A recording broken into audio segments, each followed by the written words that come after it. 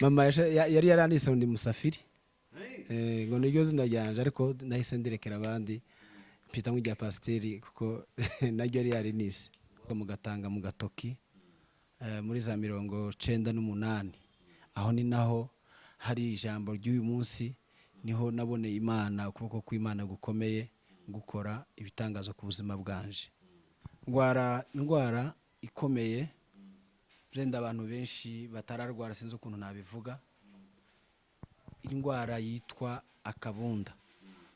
Indwara yitwa akabunda ni indwara ifatira mu nda kuko n'umwanzi w'ivyiza yareba gukuntu nari umusore nari umuhungu nyine urimo kuba umusore byenda abona kazoza kanje Yangiriye Ishari noneho ndaremba basigara bareba Kujisho ko nshobora gucikana.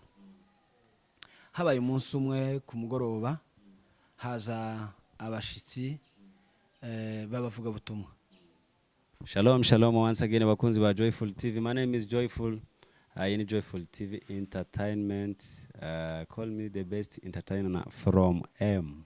Tarakora subscribe please muyikore muna sharing link kugira ngo nabandi bikorwa byacu bikomeze bibagereho. Mbere yacu murahabona umugabo reka tangira twibwira. Okay, mazina yaje nitwa Ntungane Olivier ariko hari izina abantu benshi basanzwe banziho nitwa Pasiteri. Ni izina rya mama na data banise kuva navuka ariko ntabwo ndi umupasitori w'itorero ni izina gusa. Bakaze bwana Pasiteri. Murakoze cyane. Subundi ko bakwise Pasiteri ni inzozi bari bafite zo kuzaba Pasiteri cyangwa ntaho menya ababyeyi banje nibo babizi kuko nibo babinise narakuze nsanga ndi Pasiteri n'ubu niko nitwa. Uvuze ko yitwa Ntungane Olivier Pasiteri ariko ntiwavuze ko wubatse cyangwa uri ingaragu. Ndubatse mfite umudamu n'abana 5 abahungu 3 n'abakobwa 2. Félicitations. Murakoze cyane. Turi masaha y'umugoroba iyo ubyutse mu gatondo ukabona wongeye kubyuka abandi umva bamwe bapfuye abandi barwaye bari mu bitaro ubwo buntu buba wagira ubutahura gute? Ni ikintu gikomeye cyane kuko ni urukundo rw'Imana. Ni urukundo rw'Imana idukunda ntabwo ari jeje nyine n'abandi bose baba babyutse gusanga umuntu akiriho ugihumeka ukiyamenya gutekereza ukamenya n'ibyo utekereza n'ubuntu bw'Imana. Yes. Abantu bagutahura gutandukanye ndumva wowe gutahura birenze. Nkuko n'ubundi mu biganiro byacu tutanga message hariya munsi muri description y'ikiganiro tuvuga ati ufite ica dushitsaho ubuhamya inkuru yo bakeneye kutugezaho atwandikire. Wewe waratwandikiye tubwira ko hari ubuhamya ushaka kutugezaho ikintu gikomeye Imana yakoze ku buzima bwawe. Ariko mbere yuko wenda tugezaho ubwo buhamya umuntu ukubaza ngo Imana kuko wavuze deja ko ari Imana yagukora ico kintu wakubaza ngo Imana yuvuze Imana abantu ushaka ko bumva iki? Iyo umuntu avuze Imana cyangwa se iyo uvuze Imana abantu babitahura gutandukanye mu magambo mabiri gusa ariko akomeye. Imana nishobora byose, Imana n'urukundo kuko ibyiduha byose habe no kurwara ugakira cyangwa kurwara ntukire biri mu rukundo rw'Imana. Yes. Ati mu rukundo utakize? Yes. Ijambo rivuga ngo ijambo ry'Imana riravuga ngo mu byiza mu bibi tugomba gushima Imana. Byose niyo ibigena nigena ibihe n'umugenga w'ibihe. Ubundi Ntungane nsubiye inyuma gato ubundi Ntungane yavukiye he yakuriye he yakuze mu buzima bumeze gute?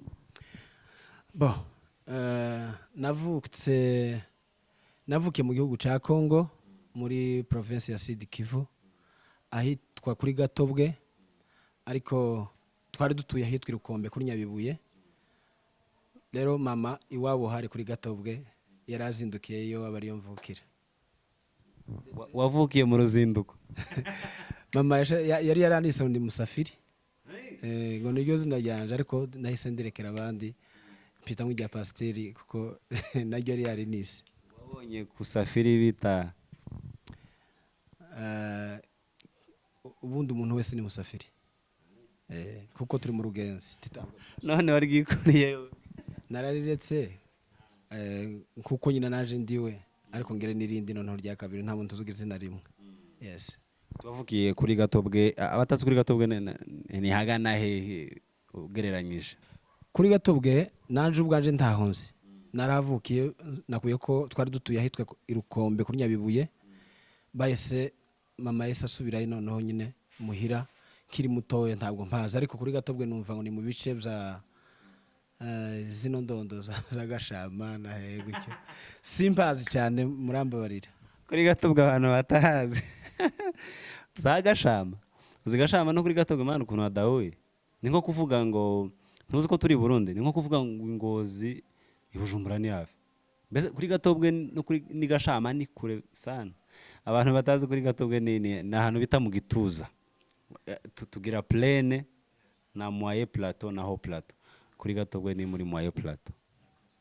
Shima kuri iyo geography. Murakoze cyane kudukopeza, ntabwo nari mbizi kuko bino bice plaine na nyinyuramwo nja za Bukavu za Uvira, ariko ntabwo aha muri moyen plateau ntabwo mpazi, ntabwo ndagerayo kabisa. Ese mumaze kuviyo wahisuja, mbese wakuriye he? Nakuriye aho rero kuri Nyabibuye, twavuye kuri Nyabibuye intambara zimaze kuba za 1996 duhungira ahandi hitwaga mu Kidasi, tuva mu Kidasi tuja ku Ndondo ahitwa mu Gatanga mu Gatoki muri za 1998. Aho ni naho hari ijambo ry'uyu munsi, niho naboneye Imana, ukuboko kw'Imana gukomeye gukora ibitangazo ku buzima bwanje. Yes. Ubwo buhamya ufite ico gitangaza Imana yakoze ku buzima bwawe, ibyo bintu byatangiye gute? Dushaka uduhere ni mu mizi yarga cyane, ni muzi ni muzingo aho bazingira. Byatangiye gute? Niki twe ntitukiza ofete ntituramenya Isharico? Yes. Bo icyo nzi nanje nzi ko byarangiye, ariko uko byatangiye nasanze nabibaye. Sinamenye umunsi narwaye, sinamenye umunsi ndwaye nje mu mubiri wanje. Irashobora kuba yarinjemo mbere ariko nkaza kubibona nyuma, ariko ho numviye uburibwe bw'umubiri, nico gihe nyine namenye ko narwaye. Gihere mu mizi uvuge, tubwire igihe warwariye, se wari ufite conditions zimeze gute, byagenze gute? Nari maze kubabwira ko narwaye, hari igitangaza Imana yakoze ku buzima bwanje. Twavuye mu Mibunda duhungira ku Ndondo ahitwa mu Gatanga mu Gatoke, abahazi mu Baturika. Hanyuma mpageze twahabaye iminsi hafi umwaka uja gushira ndarwara indwara ikomeye, byenda abantu benshi batararwara sinzi ukuntu nabivuga. Indwara yitwa akabunda. Indwara yitwa akabunda ni indwara ifatira mu nda, ni indwara ufatwa inda ikabyimba. Rero nuko niyo ndwara nararwaye. Ifata gute? Iterwa niki? Bo ibitera simbizi, gusa nzi ko ari Satani. Satani niwe se w'ibibi byose, niwe ntekereza wabikoze, kandi ntabwo ari byo gukeka, byakozwe na Satani kuko n'umwanzi w'ibyiza yarebaga ukuntu nari umusore, nari umuhungu nyine urimo kuba umusore, byenda abona kazoza kanje angirira ishari, anteza indwara nk'iyo ngiyo. Hanyuma indwara rero iyo kabunda uko gafatira mu nda, niko nari maze kubabwira, inda ikabyimba kabisa, igahetsa uruhu, noneho ukaba utabasha no kuryama, nturye, kandi ukumva mu nda, ukumva ushaka nko gufungura, ukumva ushaka nko kurya, ariko noneho kubera uburemere bw'indwara ukumeze ukabura aho wabinyuza. nuko rero niko nari meze muri ico gihe. Ico gihe rero maze kurwara kuko twari mu buzima bukomeye, twari mu buzima bw'ubuhunzi, twari twahungiye ku Ndondo, hari impunzi nyinshi, tufite ubuzima butari bwiza pe, twari dufite n'ubuzima bubi, ubukene, abantu bari banyazwe. Hanyuma rero ndarwara bigeze kure, data kuko nari umwana ukiri kumwe na muzeye, nari ntarashaka, atekereza ko nsubiza mu Mibunda. Basi we yatekerezaga ko byenda ari ukunanirwa aho twahungiye igihugu cyo ku Ndondo, hari ahantu hakonje kandi mu Mibunda hari ahantu hashushe, kuko niho twari twaravukiye, ariho twakuriye, turi ahantu hameze neza, tugira amata, hameze neza mu magambo make. Noneho afite gahunda yo kunsubiza mu Mibunda, ndagenda maze gushikayo mu Mibunda. Ubwo ni nyuma wari umaze ukwezi urwaye, nk'ukwezi? Nari maze nk'ukwezi, geranyije ni nk'ukwezi kwari gushize, kwa hagize imizi, ukwezi kwari gusa n'ukurangiye ngwaye, ariko ngeze kure kabisa, merewe nabi. Hanyuma dusubirayo, rwari urugenzi rurero nago kuva mu Gatanga no kugera ahitwa mu Kidasi mu Mibunda aho twabaga. Nta modokari nari ntaranayimenya kwibaho. Ico numvaga ni indege, kuko twazibonaga hejuru, kuko imodoka kenshi ari gestazi zigendera hejuru. Noneho rero tumaze kugenda, turagenda ngo dushike rero mu Mibunda ahitwa mu Kidasi. Noneho rero iba finale y'iyo ngwara. Nisubira inyuma gatoya, kuva ku Ndondo mushika mu Kidasi kubera condition mbi wari urimo, mwagiye igihe kingana gute? Twagenze iminsi 4. Twagenze iminsi 4 kuko umunsi wa mbere twavuye imuhira aho twari dutuye, dutaha ku Kabara. Tuve ku Kabara dutaha Gasiro. Tuvi Gasiro tunegwa kwika mu Kidasi, abahazi turara mu Bikuba. Bwarake rero umunsi wa 4 abari bwo dushika mu Kidasi muhira. Mwagiye iminsi 4, abandi basanzwe bagenda iminsi ngana gute? Mu bisanzwe umunsi tugenda duhunga, kuko twagiye nta masaso yari turiho, ni iminsi 2. Wavaga mu Kidasi ugataha mu Karumyo, wava mu Karumyo ugashika. Ariko rero kubera iyo situation twari turimo, twahagenze iminsi 4. Nuko tumaze gushikana nari mbabwiye ko yabaye finale yo ngwara, numva ko ngeze kumpera zanje zo kuba hano mu isi. Ndarwara ikintu kigira nk'amezi 2 aho tugeza mu Kidasi. Noneho ndaremba, basigara bareba Kujisho ko nshobora gucikana. Habaye umunsi umwe ku mugoroba, haza abashitsi babavuga butumwa. Haje umwe ahasanga undi, twari tubana kandi bahora bansengera, ariko bahageze noneho baraza ngo bamare gushika. Uwitwa Karigenzi, abari bamuzi, yabaga kuri Karongi, aza asanga Pascal w'umuhanuzi, abantu baramuzi. Ndabashimira cyane, nubwo byenda badashobora kuba bo kumva ari najwe, ariko Imana ndayishimira nabo bagabo. Ego nizabashikira rwose, ndabashimira cyane. Bafata igihe cyo kunsengera, binjiye amasengesho mu Rubunga, banyitwarira, mbega bajana ikibazo cyane imbere y'Imana kugira ngo bansengere. Baransengera, hanyuma hashize iminsi itari myinshi mbona ukuboko kw'Imana. Imana ibaheza gahunda nyinshi bagiye bakora, nkuko mubizi abantu basenga, hari ababyemera, hari abatabizi, ariko hariho n'abandi babizi. Imana yabahaye gahunda yo kunsengera, ibabwira ko bakubita inshyi 3 kuri iyo nda, na uko yari byimbye.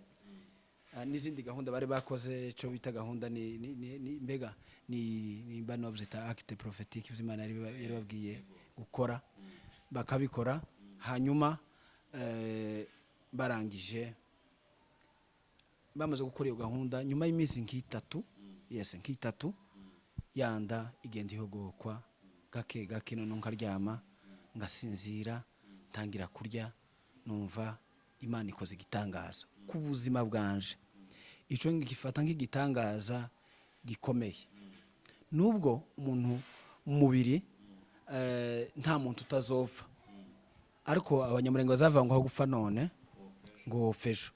Kubera ko ntapfuye uwo munsi, nari ntarashaka, nyuma yaho naje gushaka ndabyara, hari ibikorwa nakoze mu matorero, ndahimbaza Imana, umunyamasengesho, naje ngenda mfasha abandi kubasengera, nibutse n'ibyo Imana yankoreye, kizera Imana kuko Imana ibishoboye.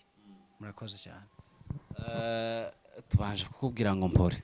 Murakoze kabisa, murakoze cyane. Ubuzima ntibworosha, ariko wenda nsubiye inyuma ho gato ndabaza, iyo periode mbere uko bagusengera ngo ukiri iyo ndwara, ese ababyeyi ntibigeze biyumvira kujana ku bitaro, ntibagerageje kukuvuza se ngo byange, byagenze gute? Okay, iby'ibitaro sinigeze mbivuga kuko icyo nzi cyankishije n'Imana niyo nashize imbere, n'ubu niyo nshize imbere, ariko bagerageje kumvuza. Gusa twari mu makondisiyo agoye, habaga umufurero wabaga kwa Nyaribwini ahitwa mu Ibumba, witwa ngo ni Gapingi. Gapingi yari umuvuzi w'umuhanga, abantu benshi muri turaduce bari bamuzi. Yaramvuye aragerageza kandi ariko indwara ntayimenye. Bo kubera abantu bo muri Kongo benshi bamwe baza bafata ibintu bakashaka kugira ngo babiroze mu zindi nzira zinoze, amarozi ngo bazane ibihuru byabo bampe, kuko yahise ababwira ati nta muntu ushobora kuvura no minsi ntarabona impinduka, ibi ni ibintu by'uburozi rero mushaka ukundi kuntu mu bigenza. Ariko twe twari tuzi ko ababyeyi banje bari bizeye Imana. Yes, bahise banjana rero ku masengesho, nico cyari gikomeye gisumba iyo miti yindi. Ahubwo none uko kujana mu masengesho ntibakujanye kubera ko nyine ari by'amarozi bakuvuga ati bakujana ku bakozi b'Imana kugira ngo birukane ivyo baba baragutayeho? Imana ikiza indwara zose, izo kurogwira zikiza, ingo araziterwa na Satani, gusa idakoresheje umuntu winjiyemwo uwo mwuka mubi wa Satani irazikiza. Ni ukuvuga ngo nta kiba na kimwe Imana itabizi, nta n'icyo idashoboye gukora. Yes. Bakujanye kwa muganga mukuru, apana kuja kwirukana ayo marozi. Kristo Yesu ni umuganga. En fait sinzi ukuntu no bivuga, arengeye abaganga bose, sino mwita umudokiteri, sinzi ukuntu no bivuga, n'umukiza. Niryo jambo numva iryoroshe, n'umukiza gusa. Iyo ategetse biraba, yavuga nuko nyine bajanye kumukiza, kurangoje kumukiza. Kwese batakujanye bataraja kuwo mugabo wundi wabavuraga baha imiti yino. Ubwenge bw'abantu rimwe na rimwe abantu bazaba iryo jambo naringize n'imisi ndimo kuritekereza, kubereka abantu mbere yo kugira ngo tujane umuntu ku Mana, kubereka abantu birukira mu miti y'abaganga, imiti yakozwe n'abantu, nayo ni myiza, iradufasha. Hari Imana ivuga ngo indwara ni mujana umuntu kwa muganga, ariko kandi ikibanza cyakagombye kubanza kuba ic'Imana. Ico gihe rero nabo babitekereje nk'abantu, babanza kunjana ku baganga. Nyuma yo kubaganga binaniranye, banjana ku Mana. None babonaga naho nari napfuye, gupfa ko nari napfuye, banjana ku baganga, plutôt banjana ku Mana, rero kumukiza wo nita umukiza. Banjana kumukiza ngo ashike tiyananirwa, tiyamera nk'abaganga bisi, tiyamera nk'Agapingi. Kandi Gapingi harabo benshi yagiye avura barakira, ariko Kristo Yesu ni umuganga uri hejuru y'abaganga bose, ni umukiza. None abantu bazabareka kuja kwa Gapingi, umuntu narwara bamujana mu cumba. Bibaye gutyo haba hari ukumvira Imana gukomeye, kuko umuntu arwaye akure kuja ku Mana. Imana byendi bivuze ati mfite, kuko ibintu byose biriho bibereho kugira ngo bidufashe.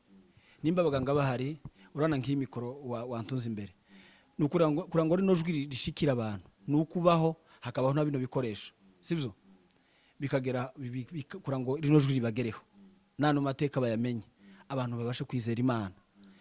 Ariko kandi ibi byose bitarimo kumvira Imana byaba ari ubusa. Ibyo dukora byose niko navuga, tubikore ariko duciye bugufi twumvira Imana.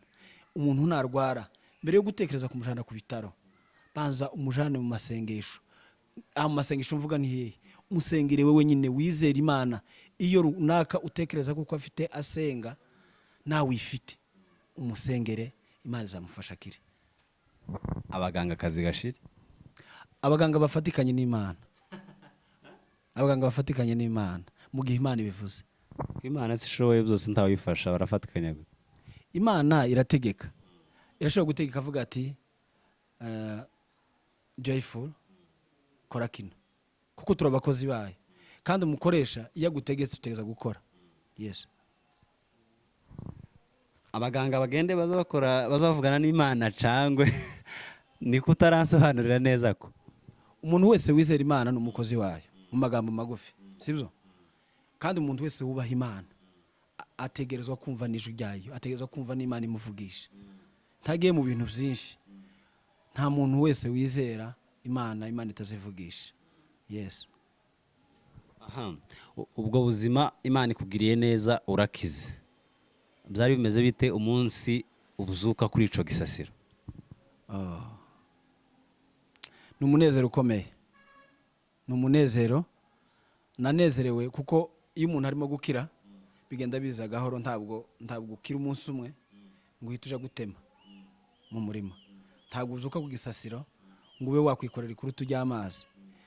Bigenda biza gake gake, bigatangira uyu munsi washoboye icyayi gikeya, ejo bikaba urisha icyayi umukate, ejo noneho imbaraga zikagenda ziza, kuko iyo umuntu agize iminsi adafungura honyine, nubwo nta yindi ndwara ufite mu mubiri, naco kiba nk'indi ndwara kudafungura. Ariko iyo ugenda ufungura, imbaraga zigenda zigarukana, umubiri ugenda ugarukana imbaraga mu mubiri nyine. Ariko rero maze kumva ko maze gukira, nukuri nta kindi kintu nakoze usibye gushima Imana. Mu mutima navuze ati Imana, aho nzagera hose nzavuga gukomera kwawe, nzagushima. Henshi mu matorero ndabivuga, nkavuga by'Imana yakoze ku buzima bwanje, ibyo nabonye, nkabwira abantu ati mwizere Imana. Imana yankishije, ishoboye kugukiza ikibazo ufite, ingorane urimo uyu munsi ntazi runaka ishobora kubikuremereye, nkuko ako kabunda kari kandemerereye. Imana irabishoboye, tuwutinye, tugira ubwoba, wizere Imana. Niwumva ari nojwi rikushitseho, wizere Imana. Iryo nari ngiye kuri kubaza ngo gire ico ubwiye ababa bafite ibibazo binini nk'ibyo. Ariko kubijanye n'ituro, nirihe turo waratuye Imana kuri ico kintu gikomeye gukore? Ituro natuye Imana sindarirangiza, ndacyari ko ntura, nzotura kugeza mbonanye n'Imana, kugeza nyigeze iruhande. Ibyishimo by'umutima wanje ni ukubana nayo, niryo turo numva rikomeye. Ibindi by'amafaranga uko mbonye uburyo nabyo nzambishira mu giseke ngatura Imana. Ariko igikomeye nafata umwanya nkabwira Imana ati Imana ndagushimiye kuco wakoze. Yes.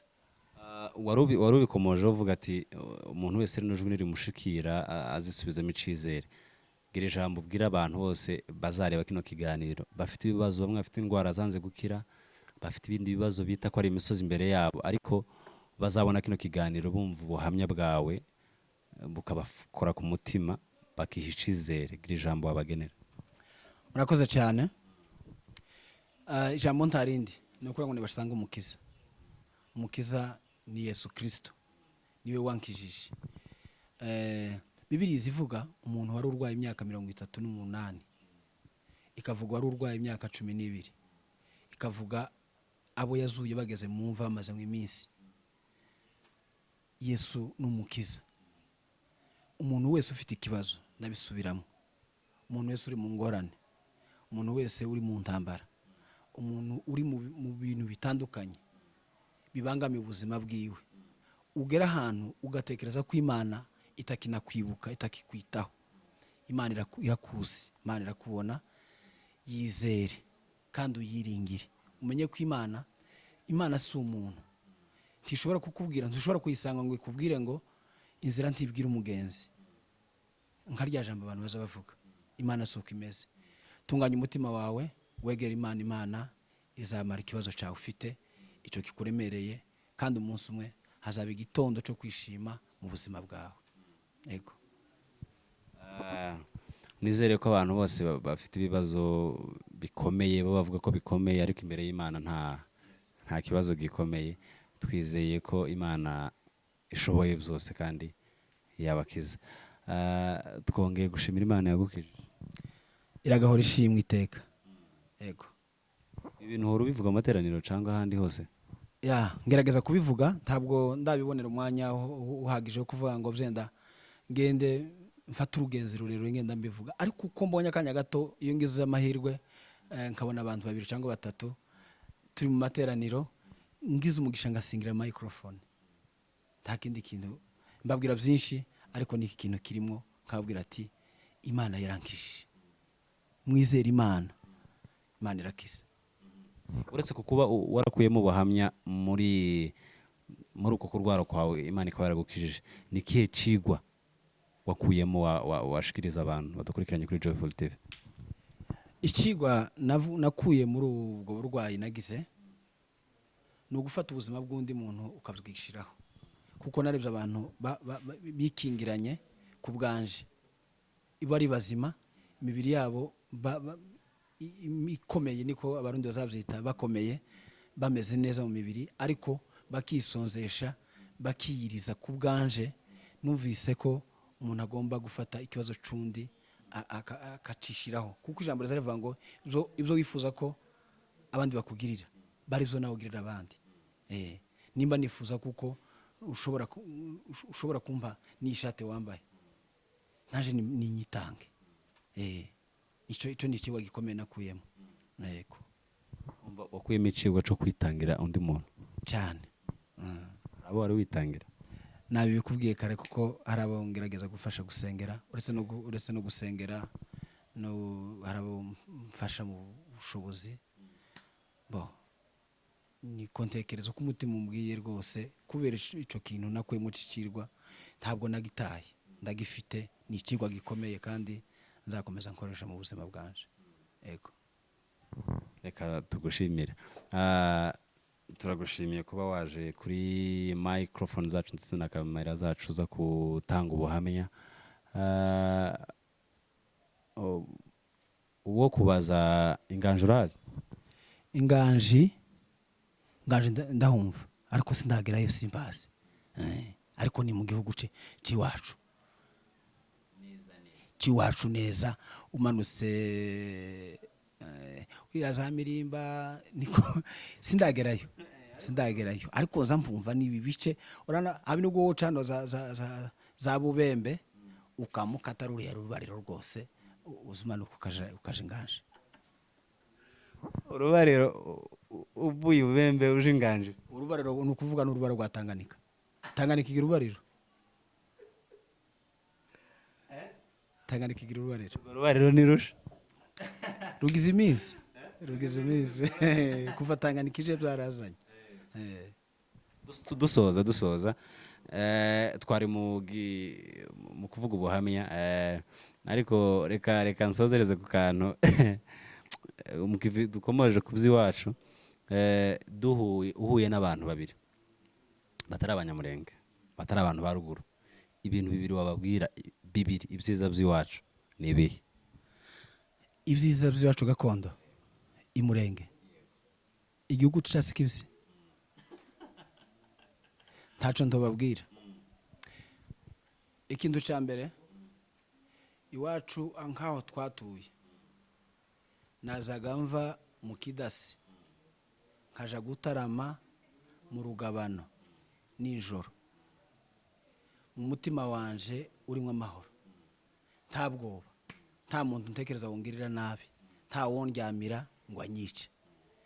Twari mu mahoro ameze nkayabaga muri Edeni, Bibiliya izivuga. Edeni habaga amahoro naho. Ikindi kintu cya kabiri ni urukundo rw'imurenge, rw'abantu b'imurenge. Kuva mbayeho n'ibihugu maze kugeramo si byinshi, ariko nta handi hantu ndabona umuntu akunda undi nk'uko yikunda, usibye muri Kongo, cyane mu Minembwe. Apana Gakongo yose, sindayizenguruka yose, ariko ama province maze kugeramo n'amazone, nta yindi zone nta nindi komine usibye komine Minembwe yonyine gusa igira urukundo nk'urwo ngugo nabonye. Reka tugushimire kuba waje ukaba washikirije abantu ubuhamya usozereza no kintu c'umurenge. Twizere ko n'ubutaha nugira ushaka gushikiriza cubaka tugwaye ikaze. Murakoze cyane mu gusoza kino kiganiro. Reka namwe mbashimire mu by'ukuri ndashimira abantu bose bashobora kudukurikirana kandi muje kwibuka mukore subscribe kugira ngo ibi biganiro bibagereho kandi mu sharing n'abandi mugende mubaheza ino link kugira ngo tugende dusangira iby'Imana igenda ikora umunsi ku munsi. Kandi nukuri navuga ngo Imana ibaheze umugisha, Imana ibateze imbere muri ibi bikorwa murimo, kuko numvaga ari ikintu kiremereye umutima wanje kugira ngo byibura basi hagira undi muntu umwe uzofata ingamba zo kwizera Imana ku rwego rukomeye nk'iby'Imana yangiriye biciye mu byo navuze, kandi ndabyizera kuko Imana izabikora. Murakoze cyane, turabashimiye. Murakoze cyane namwe kandi mukomeze mugira umugisha w'Imana. Bakunze ba Joyful TV mukomeze mukore subscribe, like na share. Abantu bari mu kunzanira commentaire kuri WhatsApp babona link ma groupe ya WhatsApp nkabona commentaire nyabona kuri WhatsApp, kuri YouTube haba hano ba commentaire bambwira bashira commentaire niho kazazinandikira kuri WhatsApp. Nkuko mubizi link uko zigenda zitangwa hari ahantu habigenewe commentaire, apana kuri WhatsApp bisanzwe. Bon, simzigisha simbizi cyane ariko naje ndabibona kuko naje ngora commentaire z'abandi, kandi rwose dutezanye imbere. Uza wifuza ugira amatsiko y'ikintu kiba gitanzwe, ntabwo kiba kiziye ubusa, hari umugambi. Ego, murakoze cyane. Turagushimiye, Mungu akubariki sana. Asante sana, barikiwe sana.